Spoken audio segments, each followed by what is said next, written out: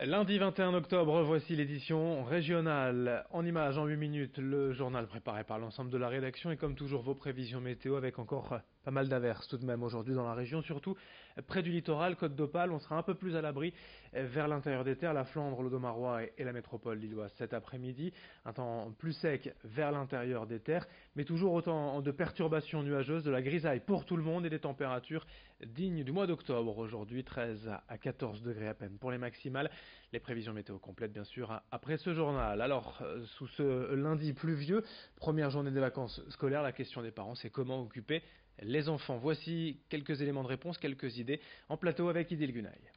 Et direction Nausicaa tout d'abord, qui propose une programmation spéciale à l'occasion de ses vacances scolaires autour de l'expo Abyssal jusqu'au 3 novembre. Plongée dans les profondeurs de l'océan, c'est-à-dire au-delà de 2000 mètres, pour découvrir donc l'univers intrigant, voire effrayant des abysses encore méconnus du grand public. Il renferme effectivement ses mystères et ses merveilles à découvrir en famille grâce à des casques de réalité virtuelle, mais aussi à des contes ou encore à la soirée Abyss au pays des merveilles, en présence de 2 chercheurs en écologie ce 28 octobre. On fait route à présent vers l'ex-bassin minier au parc départemental d'Olin qui organise la Made in Zombie. Et oui, ça se passe ce samedi 26 octobre. Alors c'est une course d'orientation dans laquelle il faudra poinçonner le plus de balises à travers le parc sans se faire attraper par un zombie. Le parc d'Olin qui reste ouvert pendant ses vacances avec des activités diverses, luge, filets suspendus ou encore mini-golf. À Ardelot, vous allez pouvoir occuper vos enfants grâce au Festimôme. C'est un festival entièrement dédié aux enfants. Le Magic Mirror s'installe sur la place centrale d'Ardelot pour des spectacles de marionnettes, du théâtre, des arts du cirque, de la magie ou encore des stages de théâtre.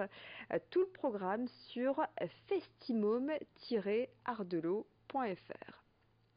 Et puis le zoo de Lille vous régale également pendant ses vacances de la Toussaint sur le thème d'Halloween forcément. Alors les courges seront de sortie avec un concours de transformation de citrouille en animal. Et puis si vous allez faire un tour au zoo de Lille, profitez-en pour aller faire un coucou au dernier venu. Il s'appelle Adam, il a 2 ans et demi. C'est un jeune zèbre de montagne de Hartmann et il n'attend plus que votre visite. Merci Idil pour ces infos pratiques pour ces vacances de la Toussaint. On en reparlera au fur et à mesure des 2 prochaines semaines. Dans l'actualité sociale, à Tourcoing depuis une semaine déjà, une trentaine de salariés des huiles et sauces du Mortier qui produit des sauces et condiments pour la marque Bouton d'Or d'Intermarché sont en grève. Ils manifestent devant l'entreprise jour et nuit.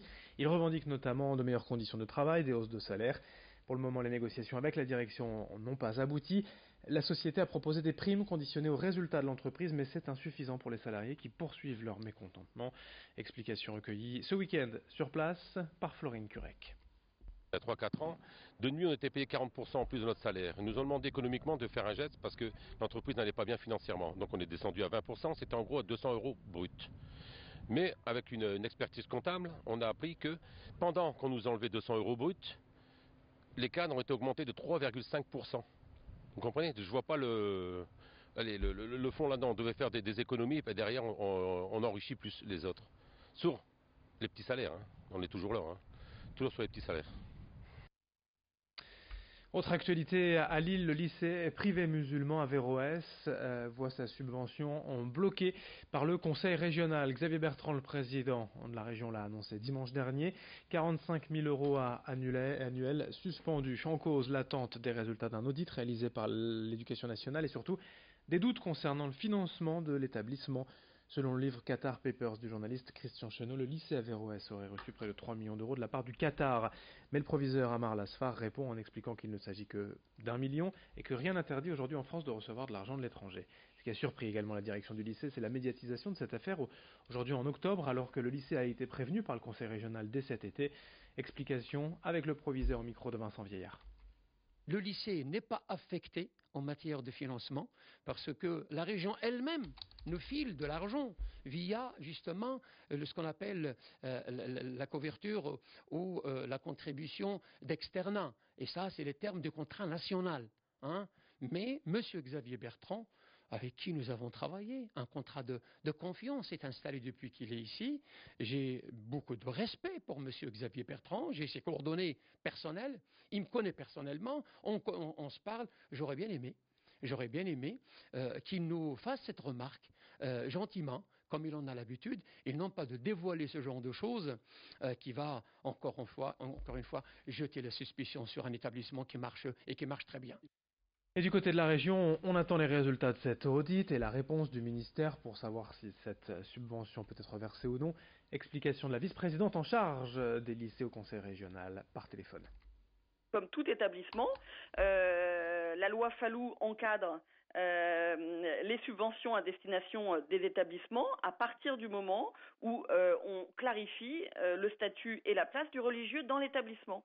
Nous attendons d'avoir par ces différents événements que nous avons eus ici ou là, nous souhaitons juste avoir des clarifications. C'est un établissement sous contrat. Si le ministre nous dit qu'il rentre complètement dans le cadre et qu'il est sous contrat et qu'il continue à être sous contrat, on continuera, nous, comme le prévoit la loi, c'est-à-dire de verser ce que l'on doit. Le président Xavier Bertrand a voulu donner un exemple lors d'une émission télé propre à sa région, parce que il connaît bien les dossiers de sa région. La preuve, c'est qu'il a été quand même assez précis sur cet établissement.